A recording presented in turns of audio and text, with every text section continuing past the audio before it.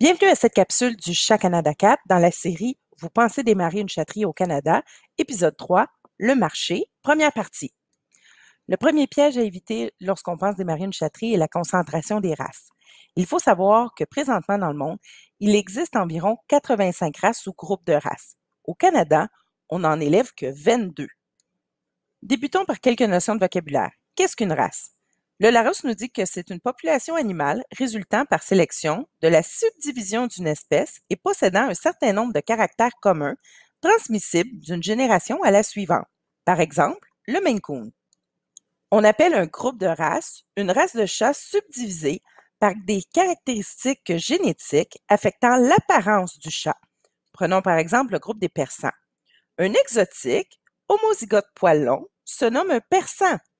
Si on lui ajoute le gène du siamois, des pointes, il devient alors un Himalayen ou un persan pointé. Revenons donc à nos moutons. Au Canada, nous élevons 22 des 85 races et groupes de races dans le monde. Et vous vous imaginez bien que la répartition entre les éleveurs et les races n'est pas égale. En fait, il y a des races pour lesquelles il n'y a qu'un ou deux éleveurs à travers tout le pays, et les races les plus populaires, il y a jusqu'à 5000 et même 6000 éleveurs pour une même race. La conséquence de la surproduction de certaines races, bien évidemment, la qualité générale de cette race se met à descendre. Jumelé à ça une baisse générale des prix, pour ne pas dire une guerre des prix, les éleveurs ont de la difficulté à atteindre le point de rentabilité. Certains points communs de toutes les races surproduites sont les suivants. Il y a un très fort taux de roulement des éleveurs. Il commence à avoir de la désinformation sur la race qui circule et des croisements plus que questionnables s'opèrent. Voici les races de chats les plus populaires au monde présentement. Il faut savoir que si vous achetez ces chats sur Internet et que vous les faites venir du bout du monde, il n'y a aucune garantie que vous pourrez obtenir réparation si les chats ne sont pas ce qui vous ont été présentés. Seront-ils des bons chats pour partir une chatterie? Toute la question est là. Voici présentement les races les plus populaires, pour ne pas dire surproduites au Canada.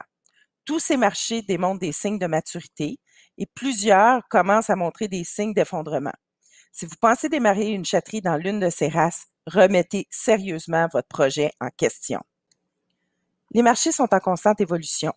Prenons par exemple le Bengale, la race qui a connu la plus forte croissance au cours de la dernière décennie au Canada, au point où aujourd'hui, le marché est saturé et il démontre des signes d'effondrement. Au cours de la dernière décennie, les éleveurs ont dû apprendre à composer avec plusieurs maladies qui sont apparues dans leur race, le CMH, le PKDF, le PRA. Plusieurs éleveurs maintenant ayant de la difficulté à vendre leur race, ils se dirigent naturellement vers une autre race, majoritairement le Savannah. On peut donc s'attendre à une baisse générale de la qualité, juste par le nombre d'éleveurs qui vont se diriger dans cette race, et une baisse générale des prix. Qui plus est, plusieurs éleveurs ont commencé à croiser les deux races pour toutes sortes de raisons. Fort est à parier que n'ayant pas appris de la première expérience, les maladies du Bengale vont bientôt se retrouver dans le Savannah. D'autres éleveurs ont des idées. Pour tenter de combattre la saturation des marchés ou pour d'autres raisons, ce qu'ils font, c'est qu'ils utilisent un chat d'une race, le croisent avec un chat d'une deuxième race et tentent de produire pas nécessairement une troisième race. Au Canada, il y a des règles très strictes sur comment créer une race. Et chose certaine, c'est pas parce que vous croisez deux races ensemble que vous apportez quelque chose de nouveau à l'espèce.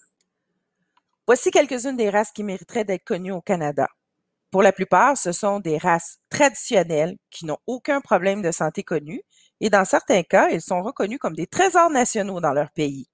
Ça vaut la peine de les découvrir. Avant de débuter une chatterie, faites une étude de marché. Évaluez la demande. Pensez à regarder la compétition. Essayez d'évaluer les mouvements de marché. Déterminez quels seront vos avantages comparatifs possibles avec ce qui existe déjà sur le marché et surtout, faites un budget. Si vous avez besoin d'aide sur cette question, le Chat Canada 4 offre des cours. Visitez notre site web. Nous espérons que vous avez aimé cette capsule. Suivez-nous sur Facebook et sur Twitter et allez aimer notre chaîne YouTube afin de ne pas manquer nos prochaines capsules.